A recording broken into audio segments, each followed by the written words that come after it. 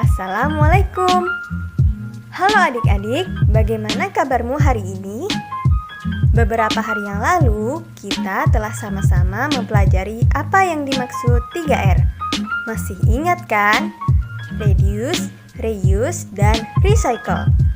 Sekarang kakak mau memperkenalkan beberapa kata yang menarik lagi, yang gak jauh-jauh dari pembahasan kita tentang menjaga kebersihan lingkungan.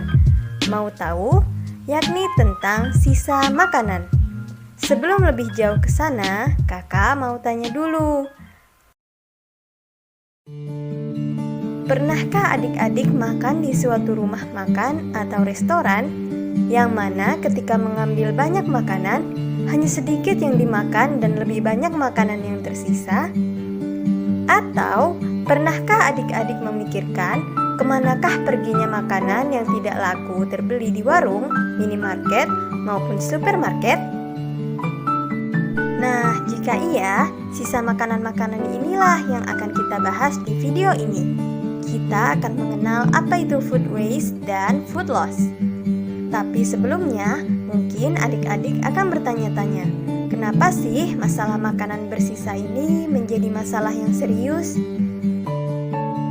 Karena tahukah adik-adik bahwa ternyata di balik melimpahnya makanan di Indonesia, negara kita menempati peringkat kedua sebagai penghasil sampah makanan terbesar di dunia. Yang mana kalau dihitung dalam 20 tahun terakhir, jumlah sisa makanan ini sama saja makanan yang dapat dimakan oleh 61 hingga 125 juta penduduk di Indonesia.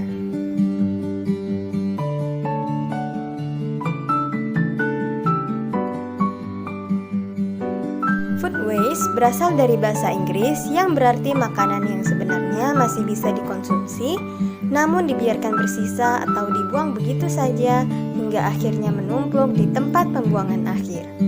Food waste ini bisa disebabkan oleh beberapa penyebab, seperti tidak menghabiskan makanan, makan tidak sesuai dengan porsi makanan, gaya hidup yang menyebabkan membeli atau membuat makanan berlebihan, serta enggan membeli bahan makanan yang kurang menarik penampilannya hanya karena sedikit di bawah standar, padahal makanan itu masih sangat layak untuk dimakan.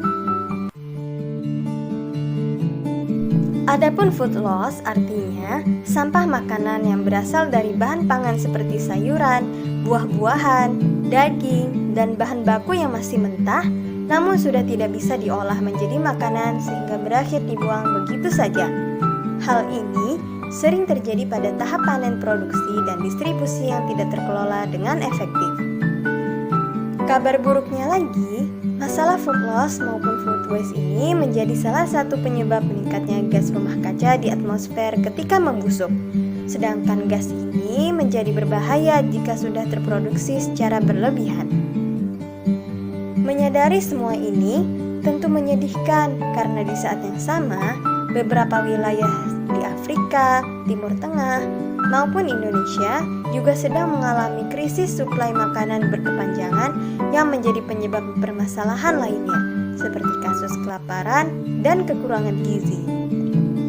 Oleh karena itu, setelah ini, sebagai anak-anak yang peduli dengan bumi, langkah apa saja ya yang dapat kita lakukan untuk mengurangi food loss maupun food waste? Langkah-langkah tersebut antara lain: pertama, menghabiskan makanan. Ambil secukupnya makanan sesuai kebutuhan. Membeli atau memasak makanan yang habis dimakan. Gaya hidup yang sederhana dan berkecukupan. Memisahkan jenis sampah antara sampah makanan organik dan sampah bukan makanan non-organik. Menyadari bahwa upaya ini merupakan upaya untuk menyelamatkan lingkungan, mencintai bumi, dan bersimpati terhadap orang-orang yang tidak seberuntung kita. Menyadari bahwa Allah yang Maha Pencipta menyesali orang-orang yang memiliki gaya hidup mubazir, serta menyebarkan berita ke orang-orang sekitar agar lebih peduli terhadap sisa makanan.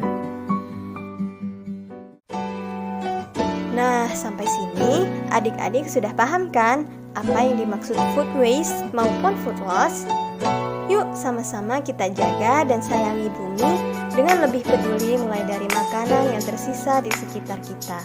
Sekian, wassalamualaikum warahmatullahi wabarakatuh.